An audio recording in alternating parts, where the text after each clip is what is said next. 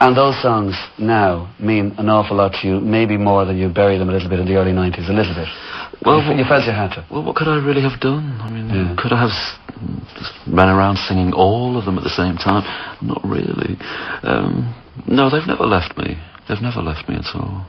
I think they're very powerful, and I think they're here to stay, and nothing to do with trend, and nothing to do with hype, and nothing to do with some executive pushing them in the public's face. I think it's just down to, it has always been left simply to people to discover and like or dislike the songs.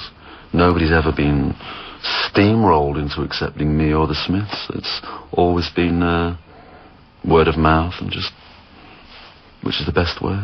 Sure, but one of the things that was good about what you did in the 90s was you had a solo career that was barreling along quite nicely and everything was going fine.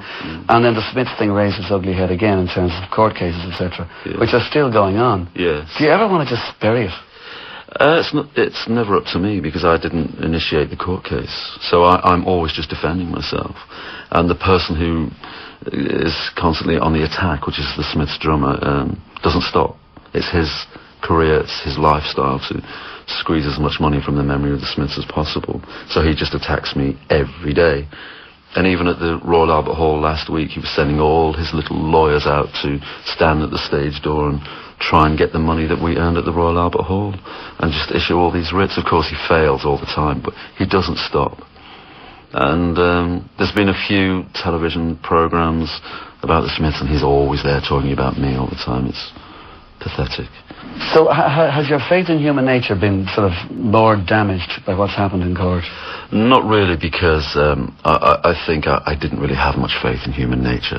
So it was simply verifying everything that I had secretly assumed to be true. Okay, but see, Morrissey, you didn't want the Smiths to break up, but you didn't argue, you didn't cry, you didn't plead with Johnny when he decided to suddenly leave, and you were shocked just. That was the only real emotion that you showed. Yeah. Was there any... Looking back, could you have argued? No. And I would never plead with anybody for anything. So... no. Well then, what I'm trying to find out is, like, where's his position in the whole Smiths, that court case debacle now at the moment? Well, I mean, first of all, I think he benefited from the Smiths breaking up because his profile became higher and people suddenly wanted to talk to him and ask him about it. So in one way, what he did helped him. As far as the court case, he, in very basic principles, supported me, but when he was being cross-examined, he didn't. And the feeling from his legal representatives was, well, maybe we can blame Morrissey entirely on this case, and maybe this judge will deem Morrissey the one who is completely responsible, and not Morrissey Marr. So Morrissey will have to pay all this money. So he deserted me, which I was just going to say not that. For the first Has he ever rung up at the solo albums and says, well done, that's pretty good, or that's crapper? Never once, no. Really? Never ever once, no. So you're really going to be on your own if those two guys are out there, and Johnny... I always thought Johnny would be a good referee, if nothing else. No, he doesn't support me at all, unfortunately. And when, like, the law... Like, do you think it's possible to get justice with the way the legal system is in Britain these days? I only have experience of that court case, and the judge was completely wayward. And Joyce walked into the courtroom with no evidence at all of his claim. I mean, his claim should never have made the High Court. Which is that I should get 25% of the Smiths' live stuff. Yes, which is a claim that he didn't bring until the Smiths were well and truly broken up. But there was no contract. There was no contract, but he had always received 10%, and which was very generous. Yeah. He always knew he was receiving 10%.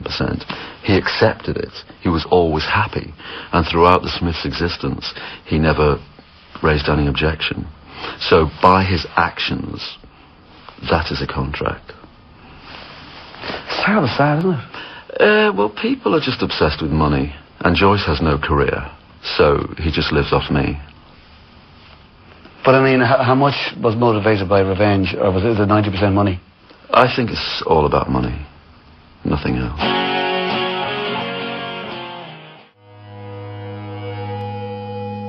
Johnny left.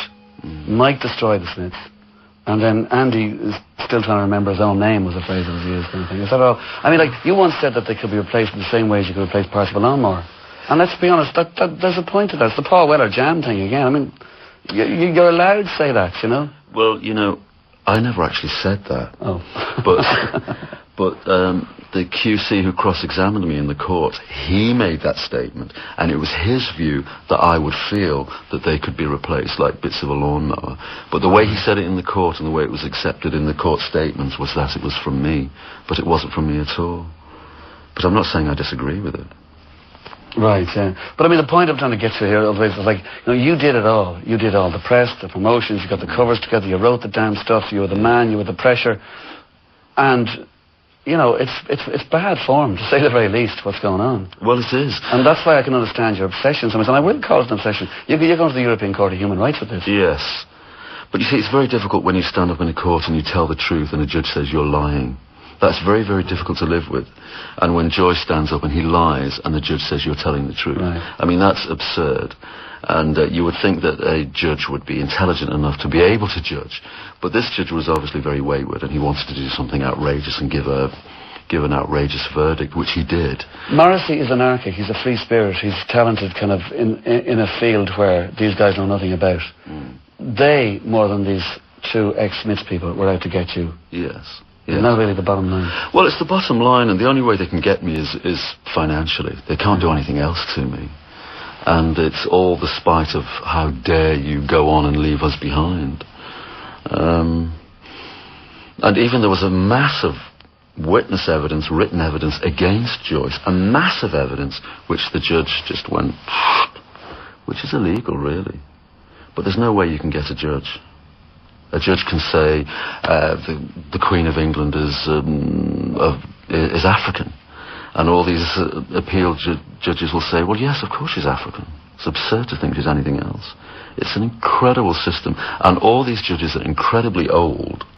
They're all white, they're all male, they all know nothing about real life as you and I may know about it, and they're incredibly blinkered.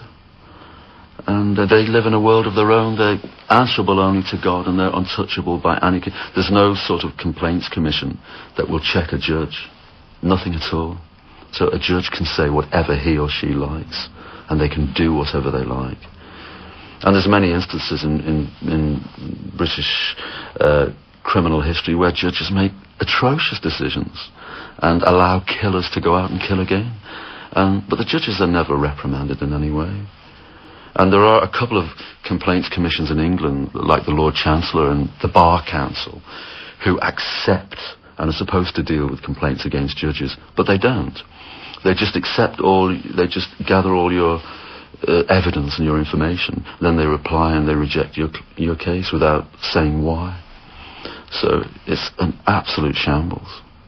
I'm still just surprised that Johnny hasn't rung you about all this or talked to you about all of this. I'm just... Never.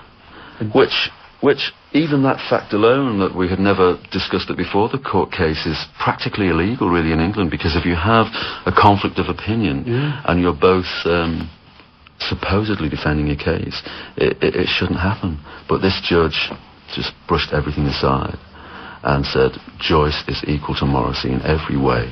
And even when Joyce stood up and said something nice about me in the court, the judge completely twisted it and made it negative. And so the judge was completely corrupt. Good time. You know, around the same time that this broke, you were touring with David Bowie, and you called off the gigs with 20 minutes to go before you went on stage. Is that a personal thing, or it wasn't that you're playing one of your heroes and he turned out to be a pain in the neck? Well, not really. I mean, he was very odd to me, and he asked me to sing a few of his songs in my set, which I thought was wrong. And then after a few nights, he asked to join me during my set, which I thought was wrong. And I said, I can't do this. And then he would ask me if he could come on at the end, and he would appear and I would disappear. So there would be no end and there would be no encore for me. And this wasn't worked out well before the tour? Not at all. This was during the tour as a change? Yes. And so therefore, when we played in Dublin and I had gone off and he came on, and a lot of the crowd was still calling my name. Right. And he was doing his set, and he said, "Don't worry, Morrissey, we'll be back later." But I was 100 miles down the road. I just thought it was just a bit show busy, and I thought, well, this is really David showy, and I thought, no. Sounds a bit like once bitten, twice shy. You won't really be doing that again too soon, will you? Well, I'm sure he wouldn't ask me, but... No, but that would mean with somebody else like that. It doesn't really... There's only one or sharing. two. There's only one or two people Right. that I could try it with. Who would you like... Well, mind you, I've never asked, so... Who would you like to try it with? No. It doesn't matter, yeah. Who would I like to try it with? We'll skip that question. Okay, we'll skip that question. Okay, listen, just one or two more little small things. Oasis had a backdrop of a British flag on their stage. The Spice Girls did the same thing. You did it before all that, and you were called racist. Do you ever think they're out to get you? Well, they simply were. I don't think anybody thought I was remotely racist. I mean, the Enemy put me on the cover and said he is racist.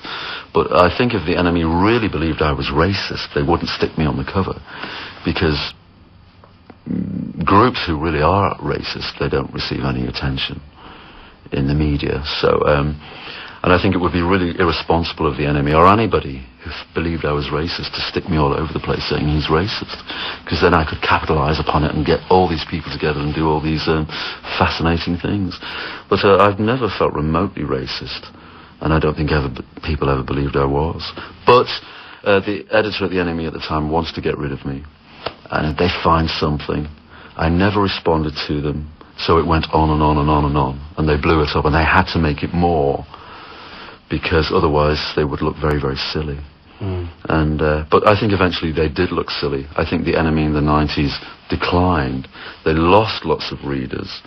People no longer had any faith in the weekly press. And look at the weekly music press now. Yeah, exactly. It's gone. Yeah. And the Enemy are struggling for their lives. Mind you, they have a new editor now and they have new writers. But in the 90s it was the Enemy just killed itself.